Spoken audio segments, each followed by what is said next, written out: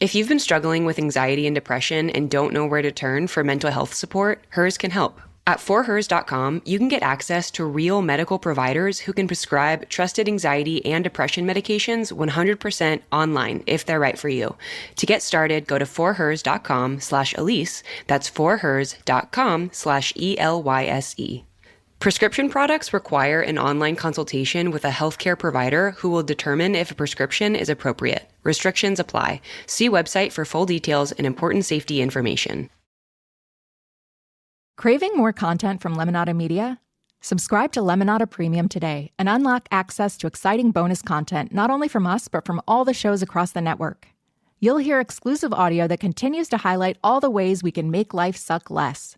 You'd also be helping Lemonada bring you more of your favorite content for just $4.99 a month. Check out a free trial of Lemonada Premium today in the Apple Podcast app by clicking on our podcast logo and then the subscribe button. Lemonada. What was my first and last experience working in an office? Great question. I would love to tell you. There was a short stint of time when I was about 25 years old and I was going to school online, trying to figure out just kind of what I wanted to do with my life. I did what most people do in that season, and I just cast a very wide net when applying for jobs online. Almost so wide that it doesn't even exist. It's just you and the jobs. All of them. Every job. I was lucky enough to get an interview for an office job that I was well underqualified for, but I just had the right availability, 24 hours a day, 7 days a week. Sign me up. Please pay my bills. The interview went great. I found out later they actually just offered the position to a few different people, and I was kind of the last resort. Honestly, I'd be scared if I wasn't the last resort for this job. This was an executive assistant to an HR manager of a quality of life services company. Now, you might be thinking to yourself, what do they do? And to that, my answer would be yes. Yes. Literally everything. Food, concierge, catering, construction, home services, vending machine services, employee benefit services. Just a big old yes. So because I was the executive assistant to an HR manager of a global company, I was part of conversations that I had no business being even BCC'd on, let alone in the room while they are happening. And one Friday, after a very long week, all of the higher ups, like my boss and all of his colleagues, were on a group message thread discussing an issue, but the conversation moved from like serious to lighthearted, and people began talking freely as if they were just friends on a group chat. Well, for just a moment, I forgot where and who I was and who I definitely wasn't. And I decided to respond to a funny message in the group thread. My response to this clever joke was, quote, "I am deceased." Skull emoji. So apparently I believed at the time that my addition to that conversation was so necessary that I didn't even have time to run my eyeballs over it to make sure I didn't misspell anything or, I don't know, change a word completely to mean something else entirely and possibly be in trouble with HR, aka me. Who knows? I just confidently closed my laptop and left work that Friday. So Monday rolls around and I get back to the office and notice something printed out on my desk. And it looks like a screenshot, messages. What is this? Oh, okay. It's the conversation from Friday. Oh, wait.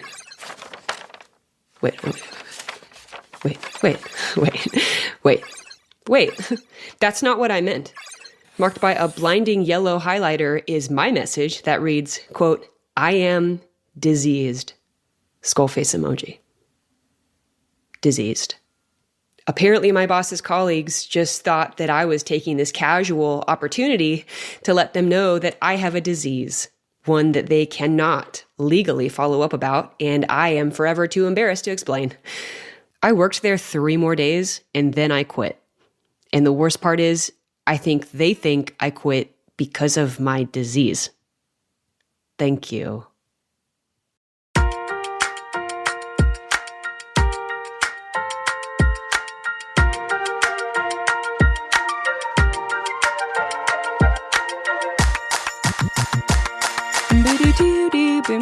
Okay, actually, can you just pretend that you're listening to a fully complete theme song here? I got really in my head, and I tried to make it perfect, and I couldn't. So this is going to be the theme song right here.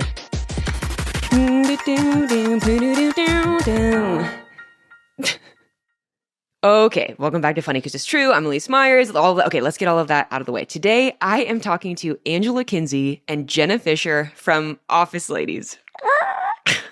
Listen, okay, these two ladies are amazing. Jenna, we're just going to go by first names here, received an Emmy for her role as Pam on The Office. She's also starred in the sitcoms You, Me, and the Apocalypse and Splitting Up Together. Currently, she writes, produces, and co-hosts the Office Ladies podcast with Angela Kinsey, our second guest. Angela won a Daytime Emmy for her portrayal of Angela Martin in the webisodes The Office, The Accountants.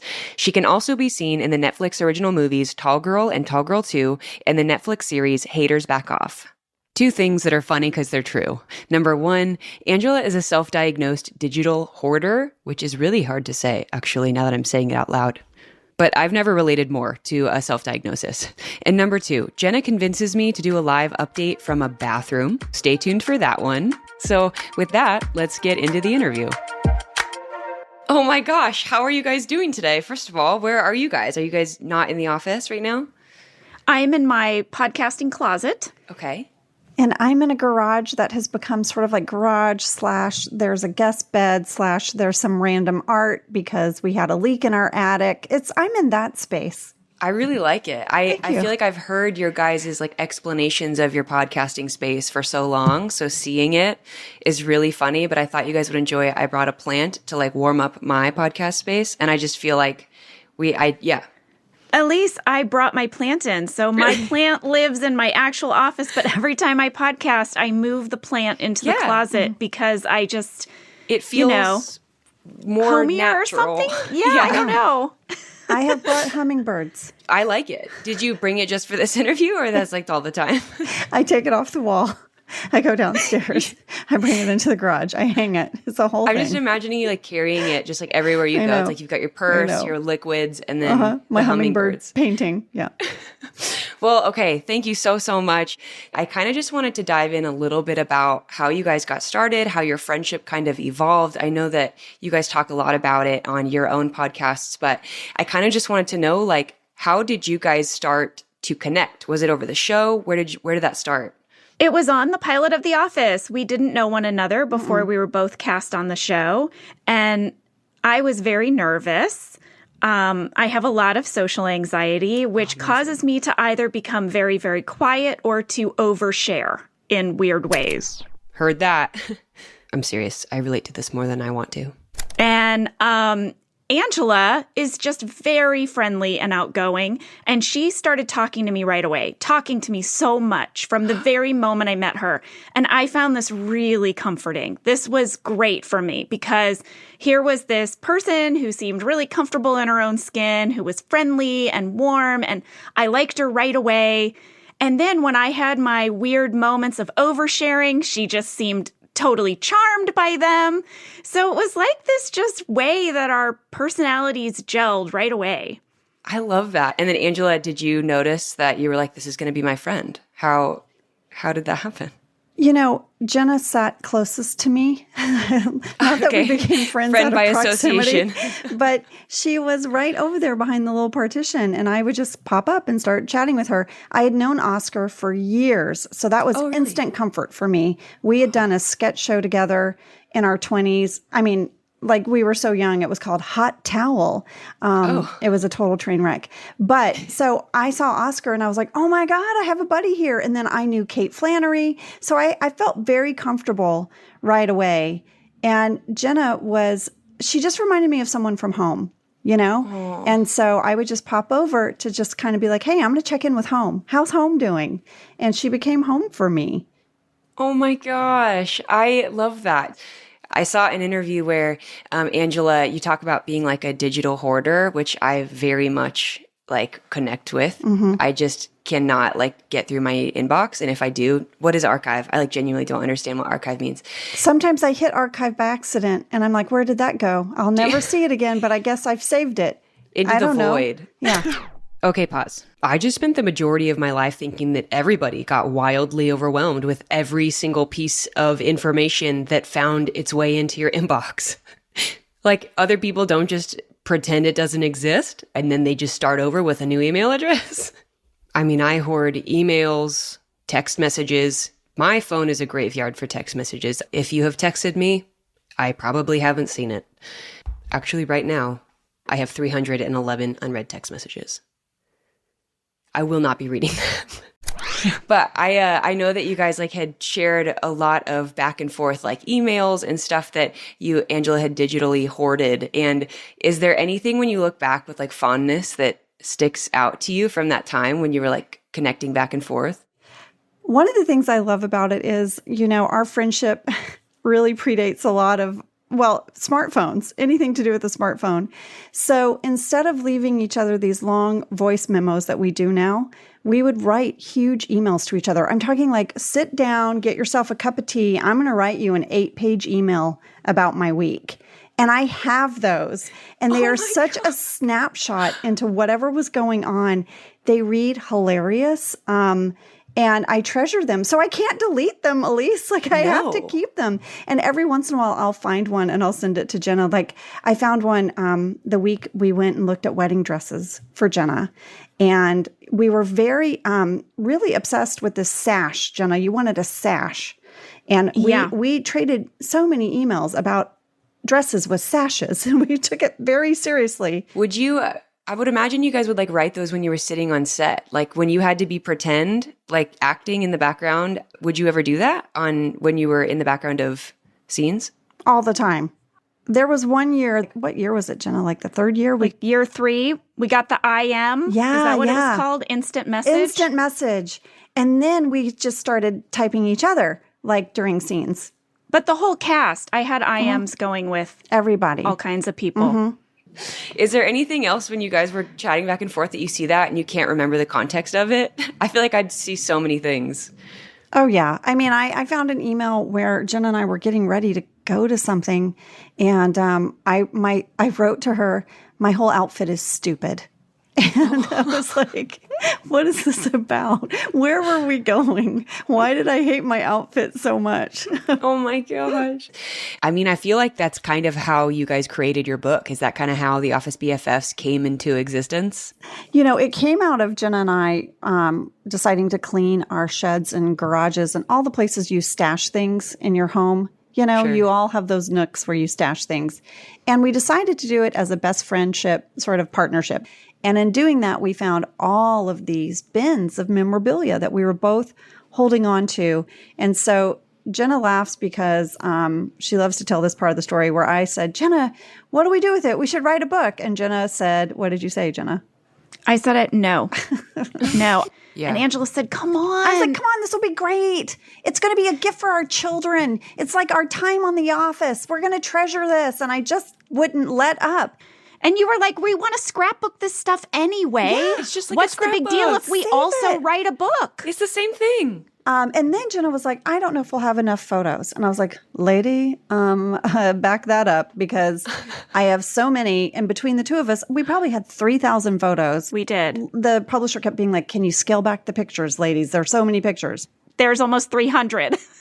But I am, Jenna, and I know you are too. I am so thankful we did it. I treasure the book. I love the stories we decided to share. That was also really difficult too, because we had so much to say about our time on The Office and about our friendship that came out of it. Yeah. And at the core, the book is about friendship. And I'm so thankful for my friendship with Jenna. And now I'm glad I have this book that I can give my daughter and that other people who love The Office and have a BFF can enjoy it. I think it's so special though, like because you guys were starting out in this very new big space and you got to connect with somebody on such a deep level so quickly. I feel like that rise for you guys happened so fast, and to have someone so close to you at the same time is really special. Like not a lot of people get to do that, especially people that don't bond on a cast like that. And so it feels really like a gift that you guys got to have that in each other.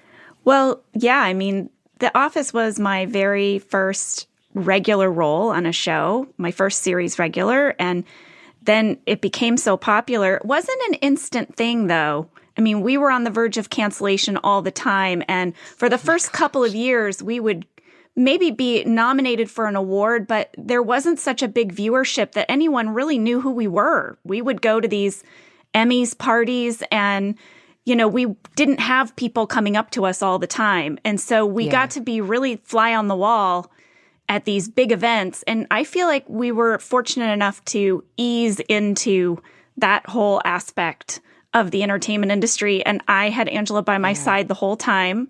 It was so great. And we were very similar in what we wanted to do at these kinds of events. We definitely wanted to hit the bathroom line because everyone has to go to the bathroom at some point. Hot tip. If you're ever at a Hollywood party, go to the bathroom. This is Jenna's favorite, fancy party hack. I can't even tell you how many times she has told total strangers, have you been to the bathroom? You should go to the bathroom. Because of who you can run into? Of course. I ran into Angelina Jolie. We stood in line for the bathroom together. We didn't speak, but I stood right next to her. Right. This is an amazing tip. You know what I'm saying? Everyone has to pee, especially at these things where you probably, after you do the red carpet, hours have gone by. You got to hit the bathroom. I think it's funny to imagine such ginormous celebrities just waiting to pee. Right? That just feels so normal. I love it so much. It's the great equalizer. Okay, so fun fact, I will be going to a movie premiere tomorrow. It's my first ever red carpet situation, and I am losing my mind. I'm going with Jonas, and by the time this airs, it will have already happened. But you can for sure bet every dollar that you own that I am going to be making a trip to the restroom and letting you know how it goes.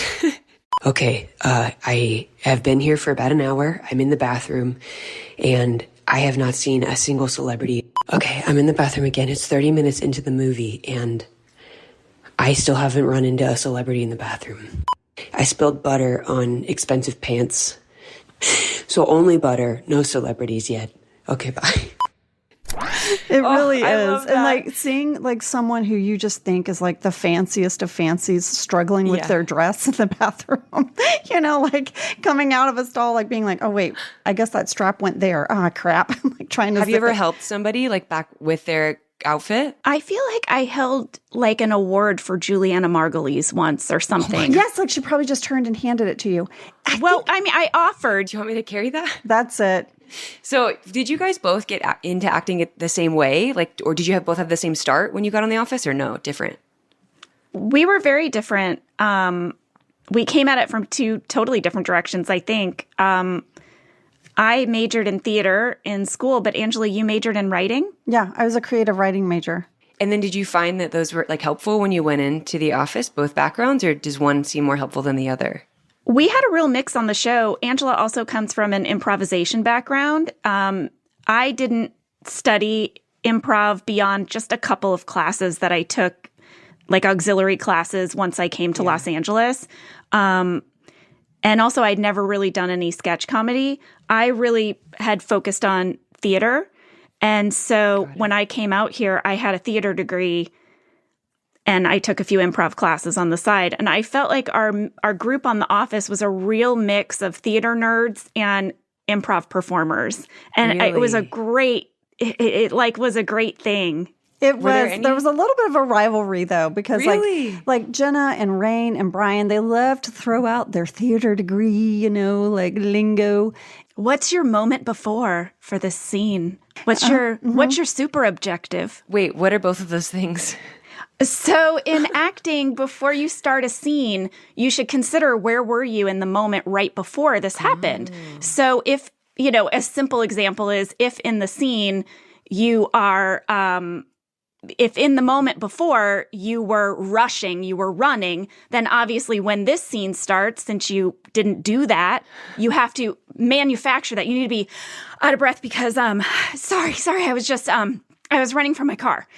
So that's how you you have to come up with what happened the moment before I got here. But it could be any moment before, something that will, just endow you with an emotion or a gesture or something. So that's moment before. It just gives some specificity to the scene that wouldn't otherwise be there. Layers. So many layers. It's just acting school, you guys. It's just theater work. Acting. And then you would have the improvisers and comedians who would be I'm just going to yes and you. Whatever happens, I'm going to go with it. If you spill your drink during the scene, that lives in the scene. That is now part of the scene. Yeah, I mean, a spilled cup of coffee might throw a theater person who's like, they've mapped it out. They've made all their decisions. And so it was such a great thing for me to work with all of these improvisation performers because I got to see the magic of just, oh my gosh, the coffee spilled. And now someone responded to that in character in the most amazing way.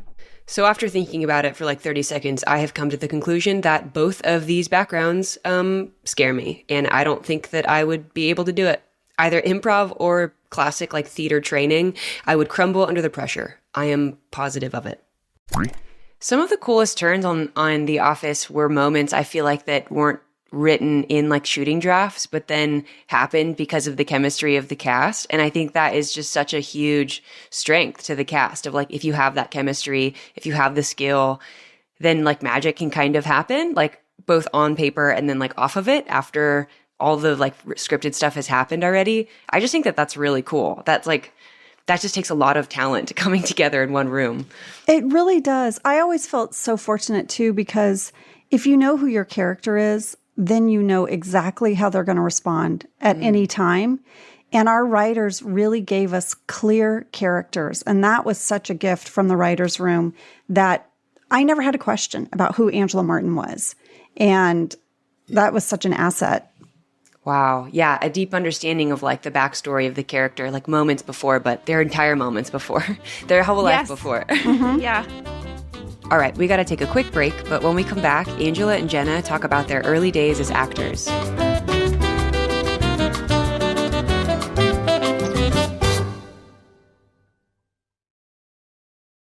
We all know that mental health can be messy, and it can be hard sometimes to even get a grasp on how you're feeling. Am I anxious? Am I hungry? Do I need therapy or just a cheeseburger? Everyone's on their own unique journey, and if there is one thing I know, it's that mental health isn't linear. How you feel can change on a weekly, daily, and sometimes even hourly basis, but it's the most important thing to take care of. That's why I'm excited to partner with Calm, the #1 mental wellness app, to give you the tools that improve the way that you feel. If you go to calm.com/Elyse, you'll get a special offer of 40% off a Calm premium subscription, and new content is added every week. Over 100 million people around the world use Calm to sleep better and take care of their minds. Thank you, Calm. For listeners of the show, Calm is offering an exclusive offer of 40% off a Calm premium subscription at calm.com/Elyse. Go to calm.com/Elyse for 40% off unlimited access to Calm's entire library. That's calm.com/Elyse. There's so much coping that we're all expected to do on our own, but it doesn't have to be that way. Sure, we can share mental health tips and strategies like my treadmill desk or my dinner routine, but sometimes that's just not enough. Hers offers access to mental health care that can support you in your day-to-day, including dealing with anxiety and depression. At forhers.com, you can get access to real medical providers who can prescribe trusted anxiety and depression medications 100% online, if they're right for you. If prescribed, get your first month of treatment for only $25. Afterwards, it's $85 a month, or $49 with a 3-month subscription. To get started, go to forhers.com/Elyse. That's forhers.com/ELYSE. Hers makes it so simple. For example, there's no insurance required. It doesn't really get much simpler than that.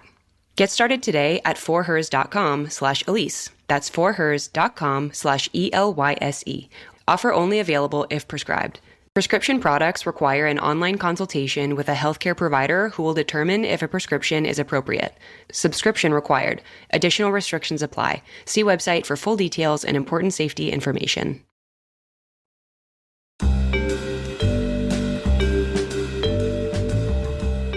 Did you guys ever get to a point where you were on the show or just in your careers in general where you were like, this is going great, but I don't know if I want to keep doing this, or maybe it wasn't going great? I just feel like so many actors that start out, it's just not as successful like that. And I feel like there was probably moments before The Office where it wasn't successful. Yeah, I mean, I was in LA for 8 years before I got my role as Pam on The Office, and I didn't get my first speaking role on a television show until year 5. Oh my I gosh. wasn't earning a living as an actress until year 7. So I was doing a lot of bit parts, things. I was popping up on your TV screen or a small part in a movie. I was making a living, but, no one knew who I was. And I had to struggle to get every single one of those jobs. How do you keep going after like that many years? I don't know that world of auditioning and trying. Where do you keep the momentum? Well, I think it comes from a really deep place. Like Jenna, for me, The Office was year 9. I was in Los Angeles for 9 years. I had multiple jobs. I had little tiny parts. But I think what kept me going is I just knew I was always going to do this. I was just always going to do it. And I wasn't going to measure my success by other people because performing made me happy. So if that meant I was going to do community theater until my 70s or whatever that manifested, I was going to follow my happiness, and my happiness was performing.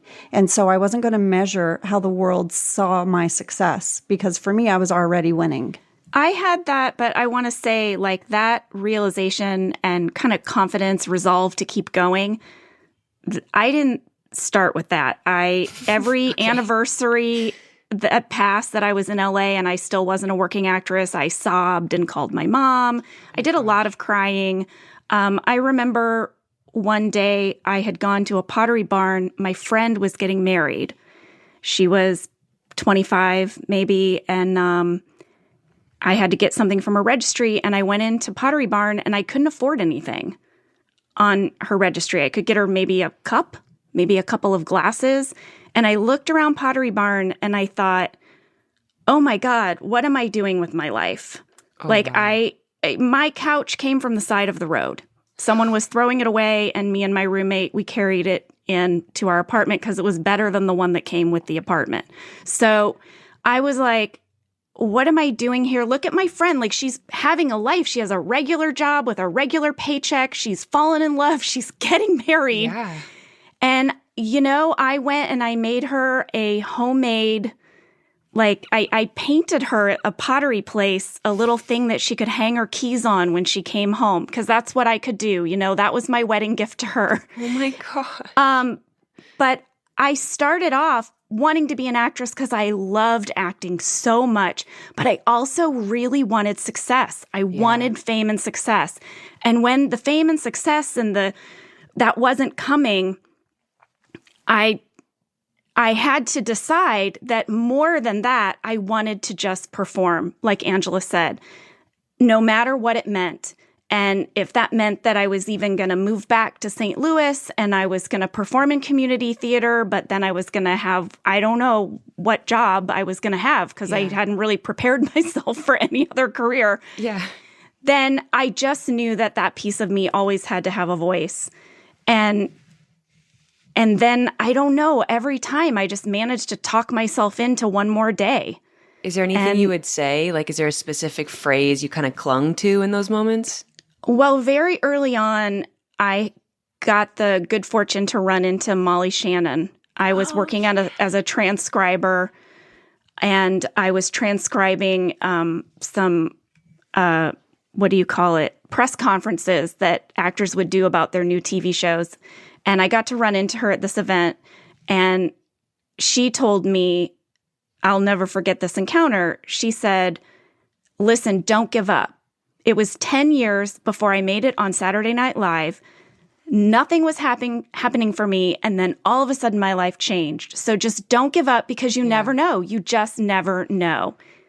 And I would say that to myself, and my mom would say that to me. She would say, Jenna, remember what Molly told you. She said, don't give up. Don't give up. 10 years, Jenna.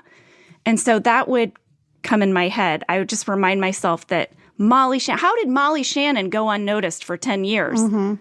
I thought, well, my goodness.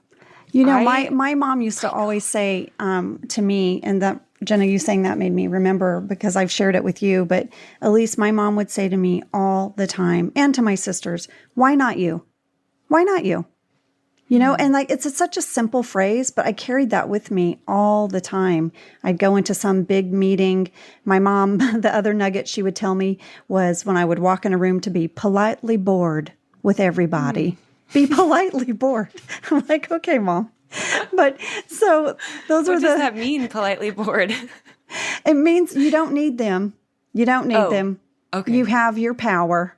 I'm like doing my mom's accent. I like that. So I like that you slip in your mom's accent as soon as you start talking about it. But those little phrases just kept me going. Man, I have a phrase that Jonas, my husband, and I cling to, and it's honestly him just like reminding me of when things just get like a little messy, just in this like world.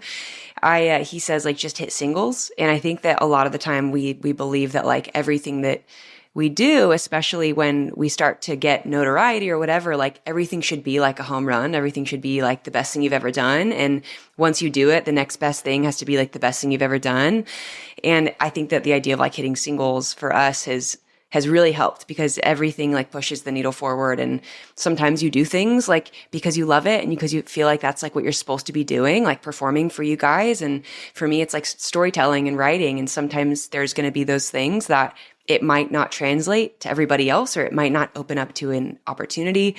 But if it was like something that you loved and it filled your soul up and it made you happy, that's like hitting singles. And you just got to keep doing that one at a time. And every once in a while you'll hit a home run and that's great. And you celebrate it. And then you go back to hitting singles and it's great. I love that. I'm going to use that. I know. I'm going to keep hitting singles. It's so comforting to know that people that are so wildly successful still have to encourage themselves and remind themselves that they just shouldn't give up. Especially Angela's like, why not me? That feels so powerful. I think that it's hard to believe that you're the one that the big break is going to happen to, or you're the one that's going to be successful. But why not? Okay, time for a quick break. When we come back, we hear about how streaming gave The Office its second life after it went off the air.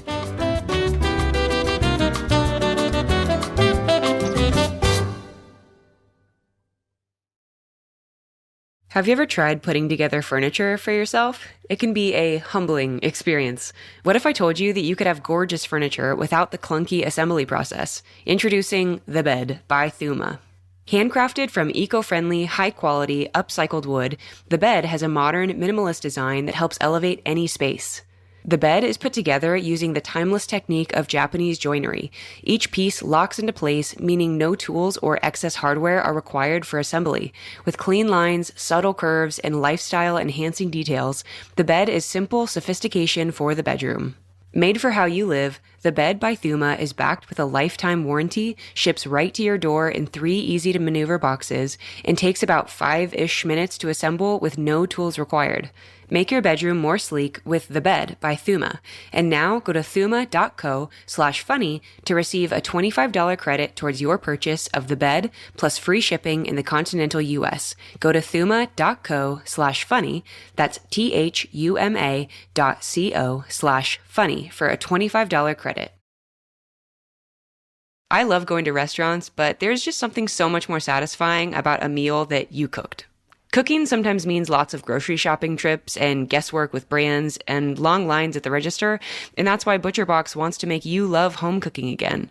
One of my favorite recommendations to give out is ButcherBox because they send you humanely raised quality meat at a good price right to your doorstep, aka 100% grass-fed beef, free-range organic chicken, and wild-caught seafood.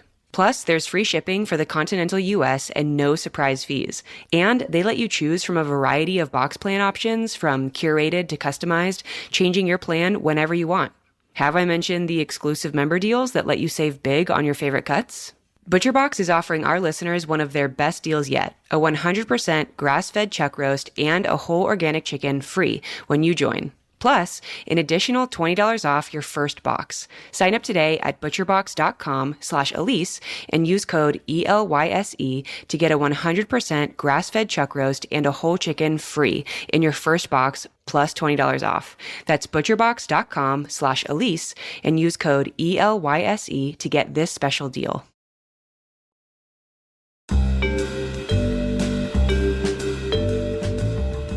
Did you ever imagine that it would be this big? Like, could you have ever imagined this would happen? No, I mean, we didn't imagine we would do more than the first 6.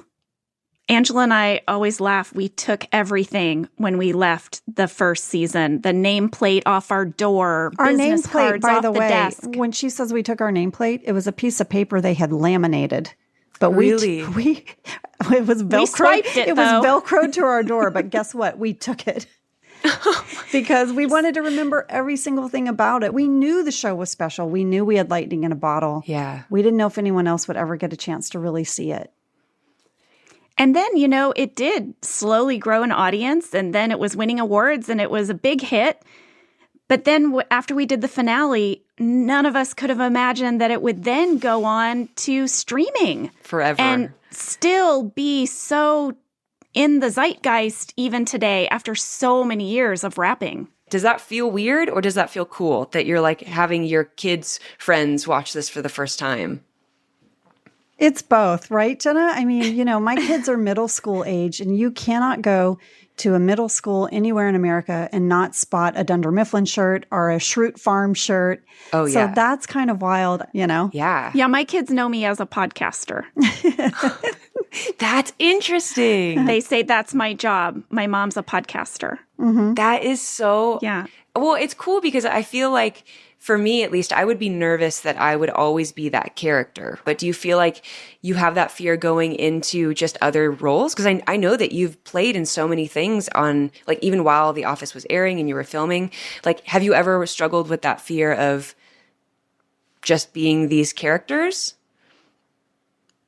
I don't. Good. I know that's a thing. I know that actors say, oh, I don't want to get pigeonholed or typecast because I played this one role that's so memorable or that everyone knows. But I just feel so honored to have been Pam. And my goal when I came out to LA was that I wanted to play a memorable character in a long-lasting hit comedy show. So, I mean, how can I be mad at meeting my goal?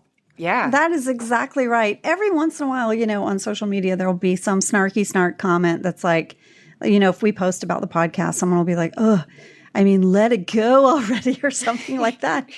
Sometimes I want to write back and just say, this is the coolest thing that's ever happened to me. I'm never going to let it go. I'm just going to rejoice in it and be thankful in it and live in that happy gratitude as long as I can.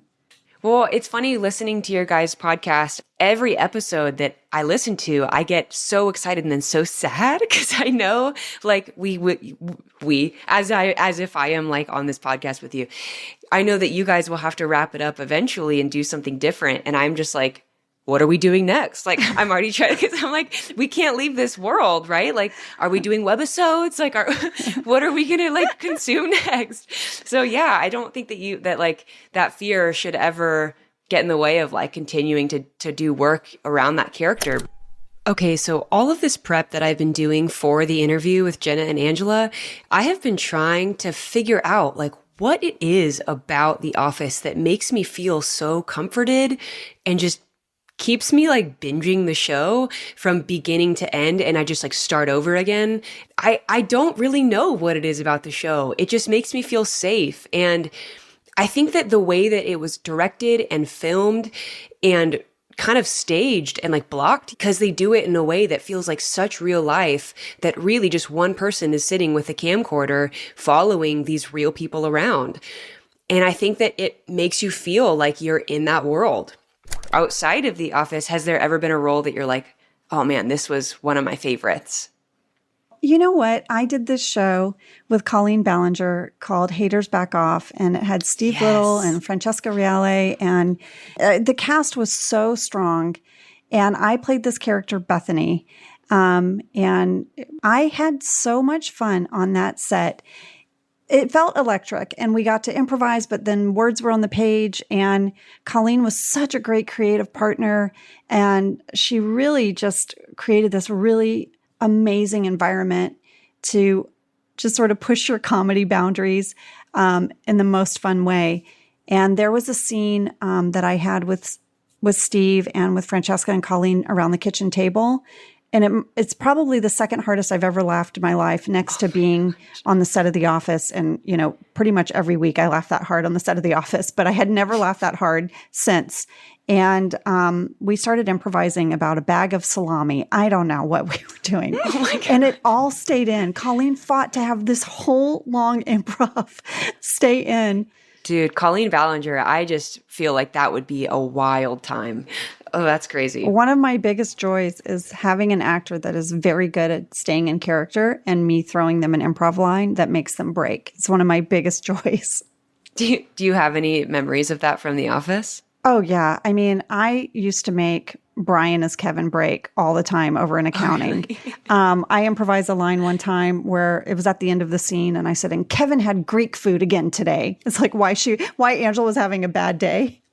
And that was Brian, an improv line? That was an improv line. And Brian was on camera, but he would do this thing Jen and I called it the tea kettle. Brian, everyone breaks differently. Like Mindy covered her face, right? Some people look down at the ground.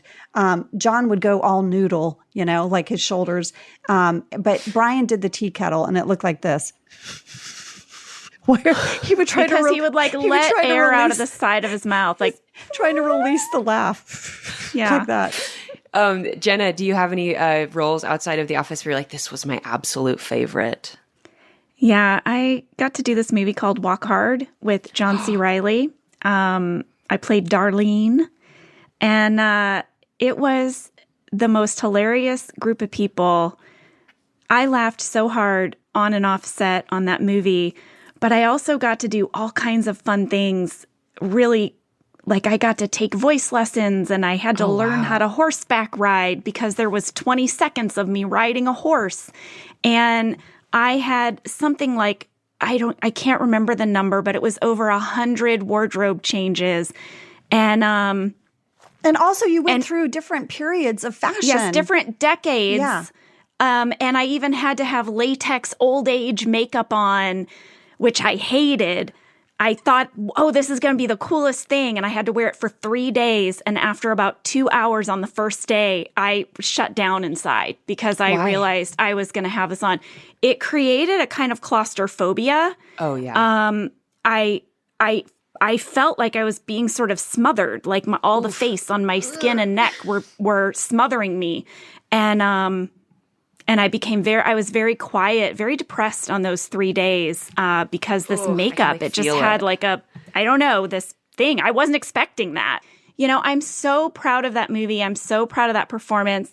It has endured as a cult favorite, but it was a box office bomb.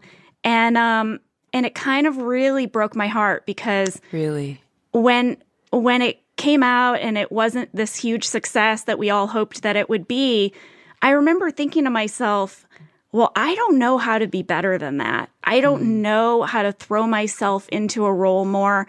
I don't know. I don't know what more I could do. Yeah. And I got really bummed out. Like that was a hard one to get over.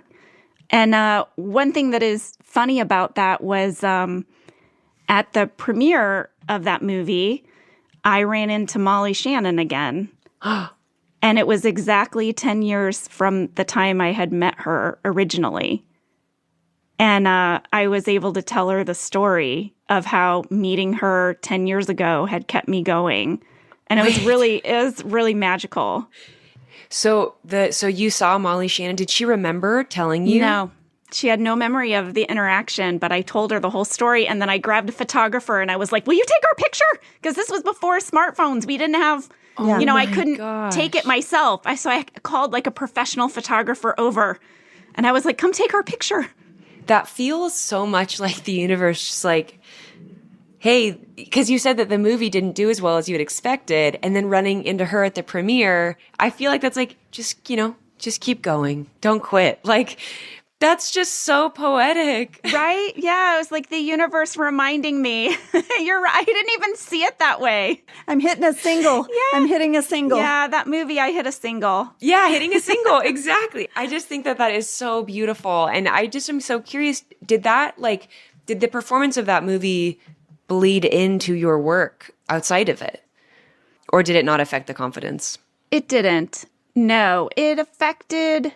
I don't know. I had to kind of like hibernate for a little bit. I had to lick my wounds, you know? Yeah, I remember, Jenna, it wounded you, Yes. The Office was this juggernaut. It was established. You knew you had that. But this was a creative step you took outside of that safe space.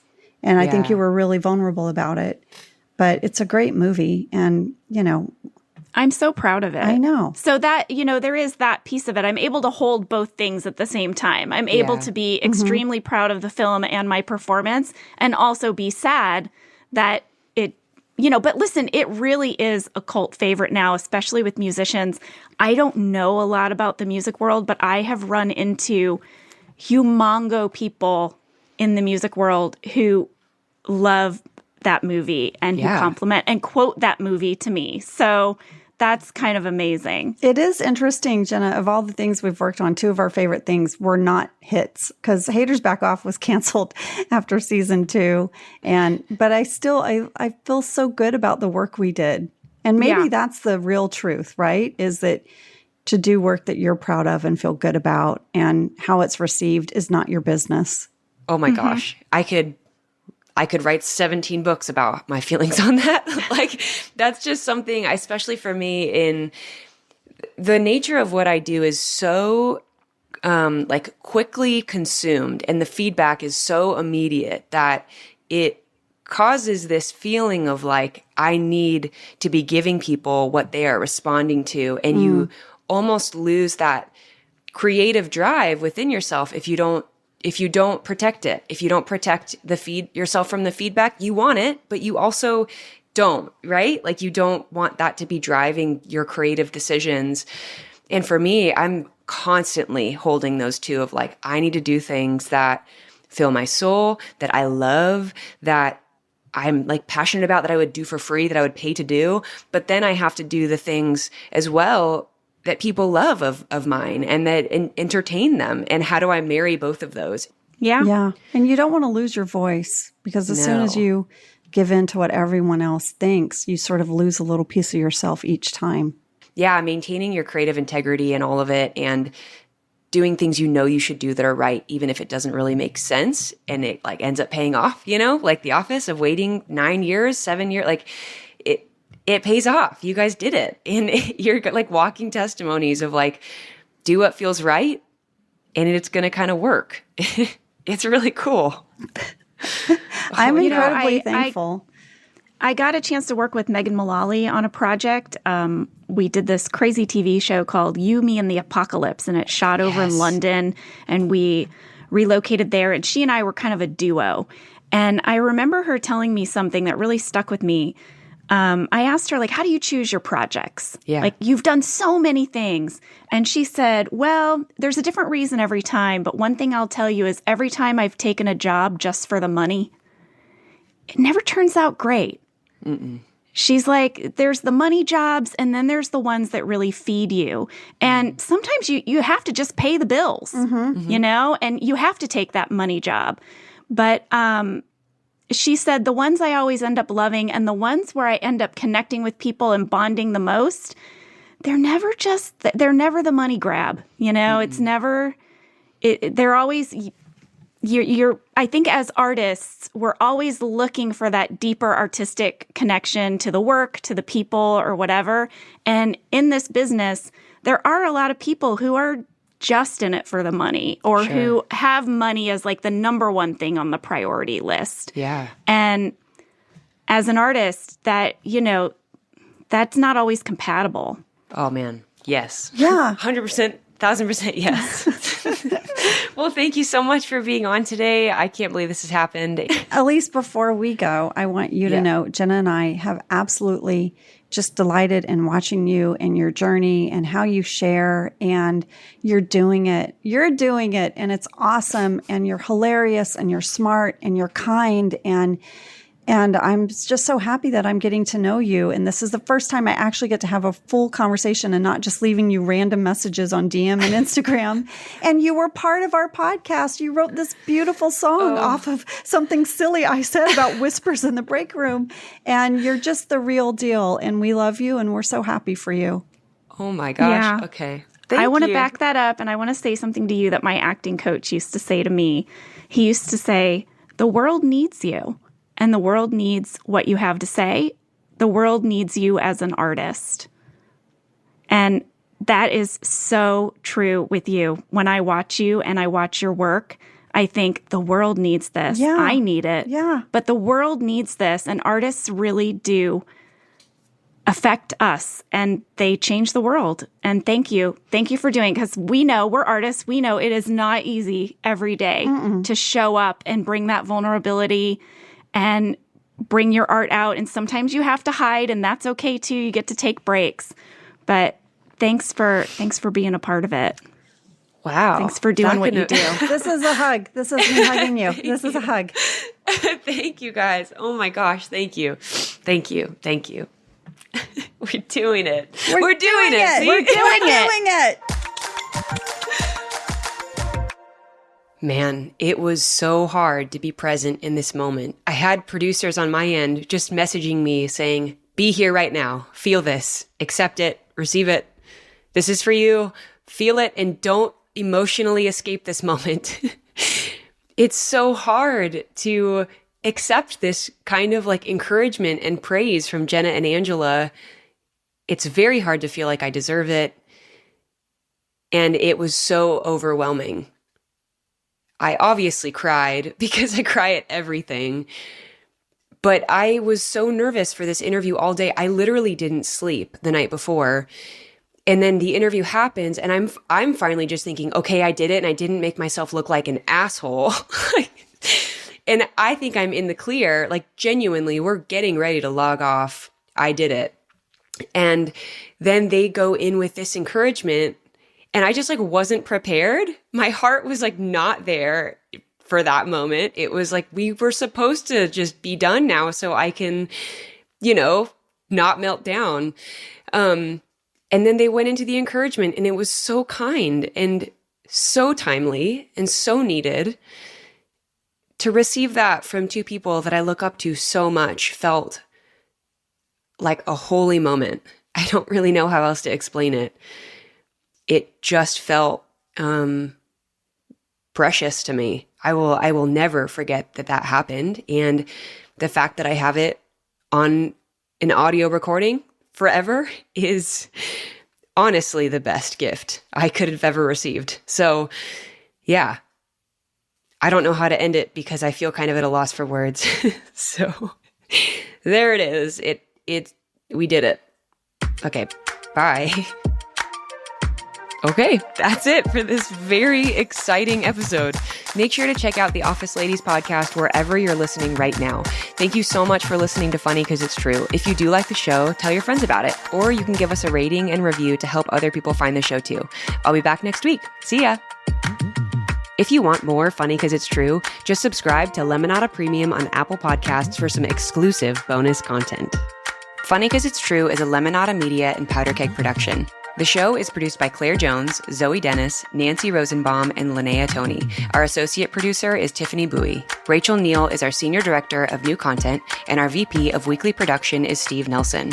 Executive producers are Stephanie Whittles-Wax, Jessica Cordova-Kramer, Paul Feig, Laura Fisher, Kesla Childers, and me, Elyse Myers. The show is mixed by Brian Castillo and Johnny Vince Evans. Additional help from Noah Smith and Ivan Karayev. Our theme song music was written by me and scored by Xander Singh.